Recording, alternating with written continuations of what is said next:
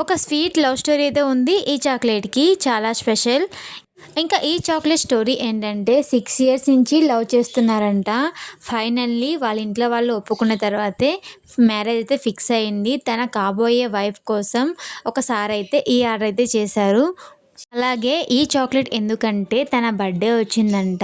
వాళ్ళ ఇంట్లో marriage fix అయిన తర్వాత ఫస్ట్ వచ్చిన బర్త్‌డే తనకి మెమరబుల్‌గా ఉండాలని చెప్పేసి మనకి ఫోటో చాక్లెట్ అయితే ఆర్డర్ ఇచ్చారు. వాళ్ళు చూసిన తర్వాత చాలా హ్యాపీ ఫీల్ అయిందంట తను. నాకైతే మస్తు హ్యాపీ అనిపించింది.